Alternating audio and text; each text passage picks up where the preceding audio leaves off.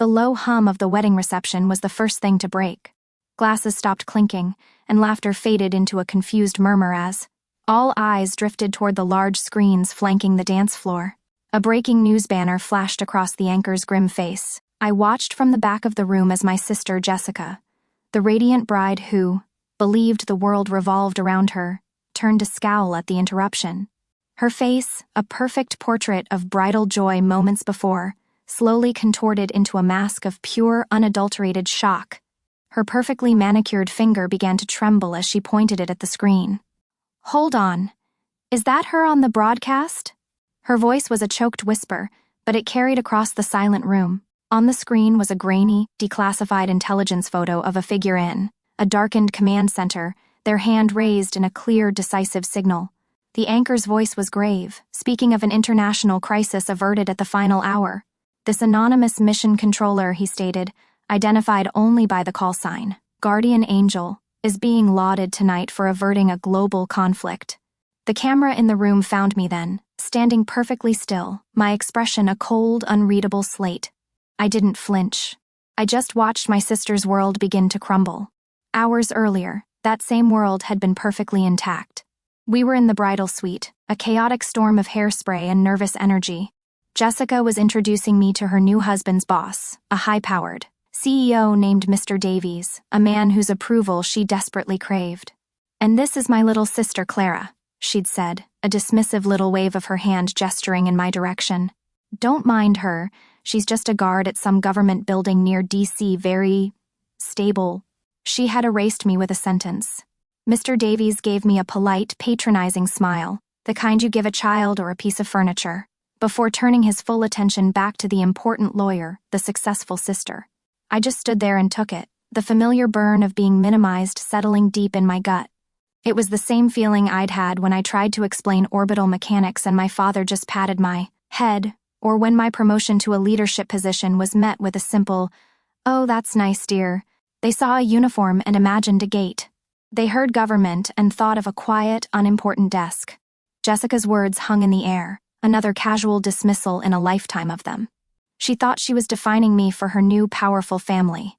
She had no idea she was speaking about the person responsible for protecting assets more valuable than her fiancé's entire company. To understand the reckoning that played out on that news broadcast, you have to understand the two lives I was forced to live.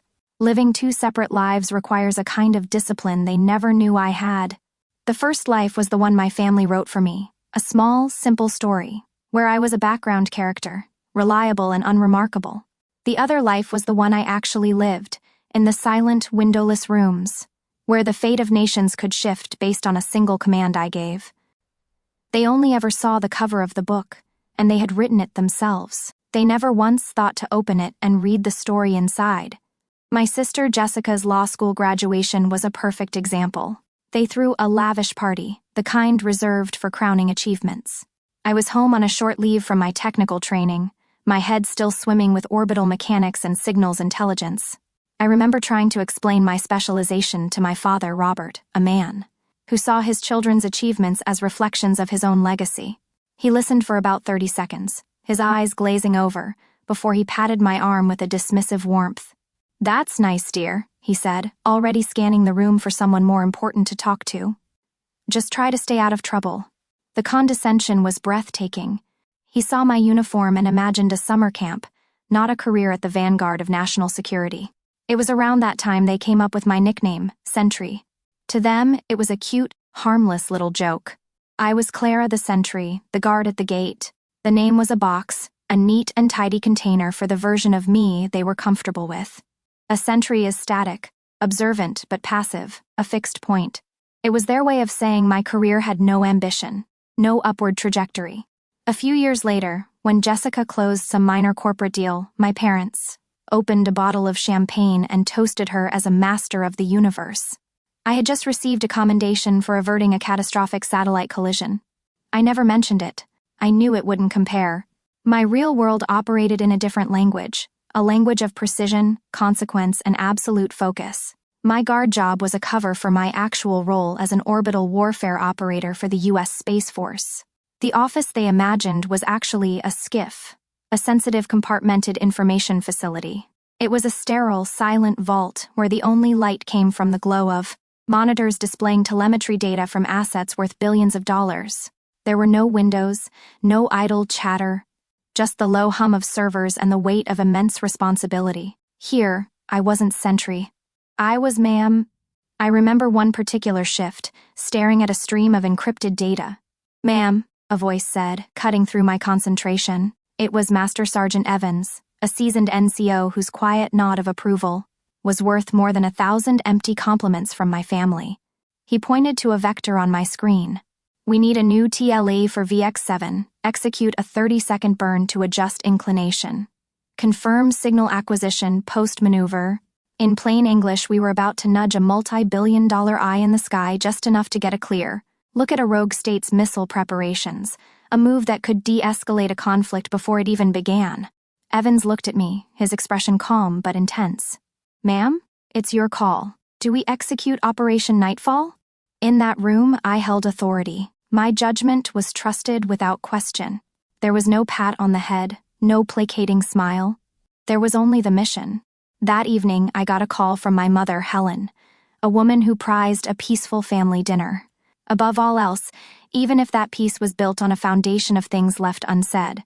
She was talking about Jessica's wedding plans, the stress, the excitement. We're just so proud of her ambition, she said. Then she paused, and I knew what was coming next. Your career is, well, it's safer and we don't have to worry. The line was meant to be comforting, but it landed like a 10-ton weight. Safer. The word was so absurd it was almost funny. I wanted to scream, to ask her if she had any concept of the decisions I had to make, the burdens I carried the second I walked into that facility. But I didn't. I just let the silence hang for a moment before I replied. I know, Mom. Her worry was never about me. It was about the inconvenience of trying to understand a life as complex as mine. Jessica's path was a straight, paved road they could brag about at dinner parties. Mine was a classified map they never had the clearance to see. For a decade, I tried to translate my world into their language. I tried to explain that my safe job had consequences that echoed across continents, but they only respected what they could see. So, I stopped trying to explain. I decided one day they would simply have to see it for themselves. As I walked out of that hotel suite, the sting from Jessica's words began to fade, replaced by something cold and hard and clear. For years, I had absorbed these little cuts, these casual dismissals, and let them pile up inside me like a debt.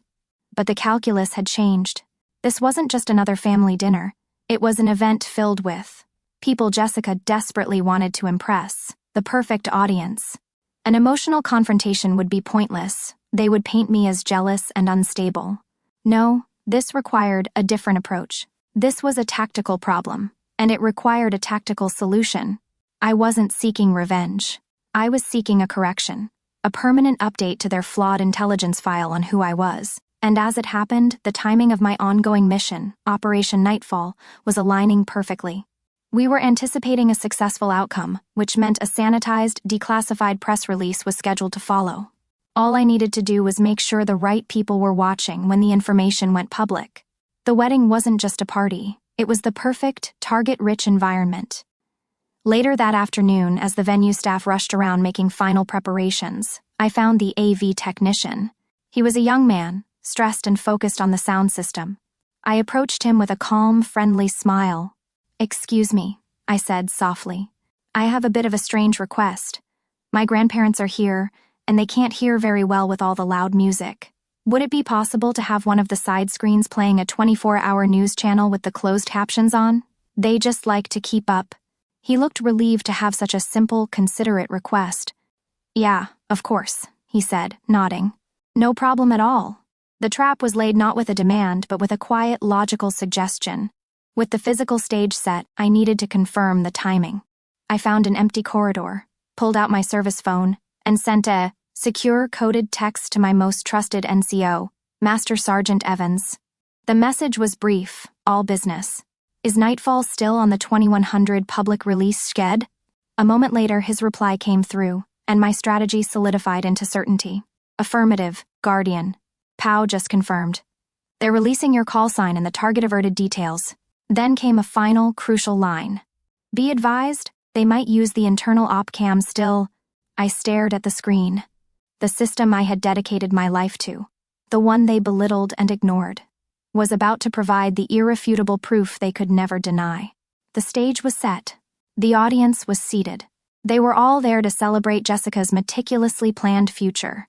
They had no idea they were about to witness a report on my meticulously executed present. I stood near the back of the grand ballroom, a silent observer in a sea of noise and celebration. The air was thick with the scent of expensive flowers and champagne. On the main screen above the dance floor, a professionally edited slideshow played on a loop. Jessica and her new husband kissing in Paris, laughing on a sailboat, living a life curated for public consumption. My sister was in her element, basking in the glow of it all. She, her husband, and the CEO, Mr. Davies, were a tight little circle of success, laughing at some shared joke, completely oblivious to the silent newsfeed I had arranged on the smaller side screen. To them, it was just background noise, an irrelevant flicker in their perfect evening. I took a slow sip of my water and waited. My part in the plan was over. All I had to do now was watch. Right on schedule, at 2,100 hours, a crimson banner flashed across the news screen.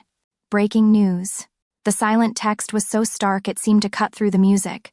A few guests near the screen noticed, their conversations faltering. A low murmur began to spread through the room as people turned from the dance floor to the news. The DJ, sensing the shift in the room's energy, wisely faded the music down. The anchor's face was grim. He began speaking about a tense military standoff in the South China Sea, a situation that had nearly escalated into open conflict just hours before. Jessica, annoyed by the interruption to her spotlight, let out an audible scoff. "Oh, can we please turn this off?" she said loudly to her friends. "This is so depressing." But no one moved to change the channel. The anchor continued, his voice steady. "We are getting reports that the conflict was averted at the last possible moment, without a single shot fired." He paused for dramatic effect. "Thanks to a critical intervention from the U.S. Space Force, a strange electricity shot through the room. I felt a few pairs of eyes drift toward me, the family's resident military member. I kept my expression neutral, my gaze fixed on the screen. The anchor then delivered the payload I had been waiting for. Sources mention a highly classified orbital asset was repositioned with breathtaking speed and precision, he said. "And we're just getting this declassified image from the Pentagon." The grainy black and white photo I knew was coming filled the screen. It was a shot from the internal op cam of my command center. It showed a figure, me, from behind and to the side, my face obscured by shadows but my posture unmistakable. My hand was raised, giving the final signal to execute the maneuver. One of the groomsmen, a friend of Jessica's husband, squinted at the image. "Hey," he said, his voice carrying in the quiet room. "That command center, it looks like the pictures Clara showed us from her office." Jessica let out a sharp, derisive laugh. "Don't be ridiculous, Mark. That's serious military stuff." She turned to her audience, ready to deliver the punchline they all knew. "Clara checks IDs." But the words caught in her throat. Her laughter died as she looked closer at the screen, at the familiar set of the shoulders, the way the figure held their head. Her brain was fighting a war against a truth it couldn't possibly accept. It was then that one of her bridesmaids, her eyes wide, screamed the words that shattered the entire evening. "Hold on, is that her on the broadcast?" A wave of absolute silence crashed over the reception. Every single head in the room, over 200 of them, snapped from the television screen to me. It was a single, unified movement, and I felt the weight of their collective gaze. I met it without blinking. I saw my father's face, a mask of confusion rapidly draining of all color as the implications began to dawn on him. I saw my mother's hand fly to her mouth, her eyes wide with a fear I couldn't decipher. I saw Mr. Davies, the CEO, his jaw hanging completely slack as he stared at the woman he had dismissed as a simple guard just hours before. And then there was Jessica. She stood frozen, her face a horrific tableau of disbelief and humiliation. Her world, so meticulously constructed, had just been demolished by a single news report. Time seemed to slow down as the delicate champagne flute she was holding tipped, slipped through her numb fingers, and fell through the air. It shattered on the polished floor, the sound like a gunshot in the crushing silence. No one moved. No one breathed. They just stared, first at me, then at the broken glass, then back at me. I took a small step forward into the center of their attention, into the space that had always belonged to my sister. My voice, when I spoke, was not loud, but it was steady and clear and carried to every corner of that silent room. My call sign is Guardian Angel, and I don't check IDs. For my entire life, my family had written my story for me. In 30 seconds, the entire world heard the truth. In the ringing silence that followed my words, the first person to move was Mr. Davies, the CEO. He seemed to awaken from a trance, his eyes wide with a dawning comprehension that was almost comical. He walked directly toward me, his path taking him right past my sister Jessica, who was still frozen beside the puddle of champagne and shattered glass. He didn't even glance at her. It was as if she had suddenly become the invisible one. He stopped in front of me and extended a slightly trembling hand. "Ms. Captain," he stammered, correcting himself. I apologize. I had no idea. What you do it's extraordinary." He shook my hand with a profound, almost reverent respect. I gave him a single, curt nod. My objective had been accomplished. I looked across the room, over his shoulder, and saw my family. They were huddled together like survivors of a shipwreck. My father's face ashen, my mother, weeping silently into her hands, and Jessica staring at me with a look of utter desolation. For a fleeting moment, I felt a pang of something. Not pity, but a deep, aching sadness for the years we had all lost to this charade. But it passed. The ledger was balanced. I turned, without saying another word to anyone, and walked out of the ballroom, leaving the ruins of their carefully constructed world behind me. The cool night air felt like a release. Master Sergeant Evans was waiting for me in a dark sedan at the curb. He opened the passenger door, a knowing smile playing on his lips. "Everything go according to plan, Guardian?" he asked. I got into the car, the door closing with a solid final thud. "Something like that," I replied. That night was a turning point, a hard reset on my entire life. A year later, the world looked very different. The title on my uniform now read Captain Jensen.